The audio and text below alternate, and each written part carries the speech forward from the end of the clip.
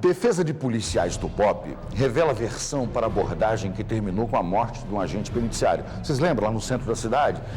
À tarde, né? Eles estavam lá num barzinho e tal. E lembra dessa história?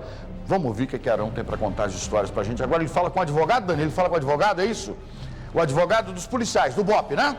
Vamos lá, Arão, por favor, direto. Olha, vocês acompanharam na semana passada um caso que aconteceu no centro da cidade, onde um agente penitenciário acabou sendo baleado durante uma ação do BOPE.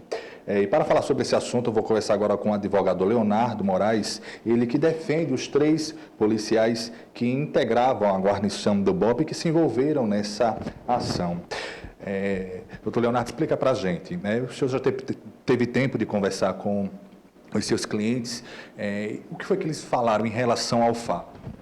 Em relação ao fato, primeiramente, né, obrigado pela oportunidade, mas inicialmente falando, não há briga institucional, né? Houve aí alguns comunicados em relação ao Sindicato de Policiais Civis e assim por diante, alegando que não aguentavam, não suportavam a questão da segurança pública.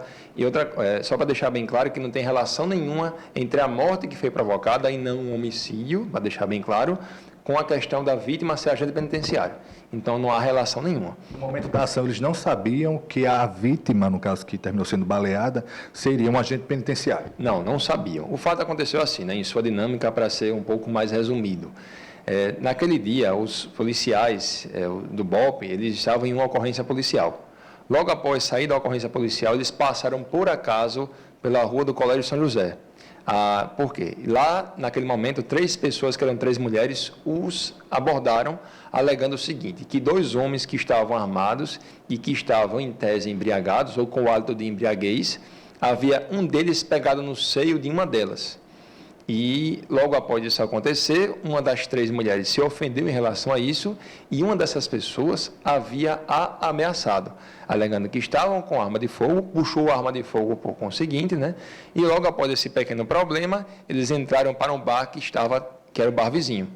Foram essas 3 pessoas, essas 3 mulheres, que abordaram a guarnição quando ela passava na rua? Isso mesmo, as 3 mulheres abordaram a guarnição que estava na rua. As 3 mulheres já haviam ligado para a polícia que iria comparecer ao local. Os policiais do BOPE apareceram lá por um acaso. É uma gravação, né? É isso mesmo. A gravação demonstra que a notícia feita pelas mulheres e quem ia comparecer àquele local seria, salvo engano, a Rádio Patrulha e não o BOPE. Então, existe apenas uma coincidência daqueles policiais estarem naquele local, na medida, então, no momento em que as mulheres o chamaram, explicando o que realmente havia acontecido. Então, os policiais, observando que eles estavam no bar vizinho, já entraram, então, 3 policiais com a posição de segurança, segundo o manual da própria polícia, adentraram, então, ao local e fizeram um procedimento chamado triângulo imaginário. Um policial foi para a direita, um ficou no meio e outro foi para o lado esquerdo. Naquele ambiente, haviam 3 pessoas. E, naquele momento, os policiais determinaram o seguinte, que as 3 pessoas ficassem em pé, com a mão na cabeça, diante daquilo que havia sido alegado pelas 3 mulheres. 2 pessoas levantaram e colocaram a mão na cabeça, obedecendo a ordem da autoridade policial. No caso, a vítima, menos a vítima que não atendeu. Menos uma pessoa, que foi justamente a pessoa que faleceu. E lá insistiu-se com ela para ela ficar em pé e colocar a mão na cabeça. Fica em pé e coloca a mão na cabeça. Isso aproximadamente por várias vezes. Segundo os relatos dos policiais, foi por mais de 15 vezes em que eles insistiram para que a vítima ficasse em pé. E ele respondia alguma coisa, falava alguma coisa? Ele ficou naturalmente calado e olhando para o policial, sem fazer nada, mas com um olhar um pouco mais de enfrentamento. Logo após isso, essa pessoa que ficou sentada na mesa, pegou a arma que estava, não sei se no bolso ou em suas pernas, e levantou abruptamente com a arma em sua mão. O que o policial fez diante de uma possível agressão iminente? Puxou a arma e efetuou um único disparo em sua barriga.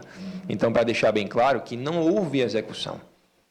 Apenas depois do tiro ser realizado é que a pessoa que estava com a vítima, que estava no banheiro, ela apareceu. Em relação ao socorro do baleado? E aí existe registros, isso é importante, em que eles ligaram prontamente, não só pedindo reforço policial ao Copom, assim como também ligaram para a SAMU. A SAMU foi lá socorrer a vítima em razão do socorro solicitado pelos policiais militares do BOPE. Mas só para deixar bem claro, primeira coisa, não há relação qualquer entre a morte e o fato da vítima ser agente penitenciário.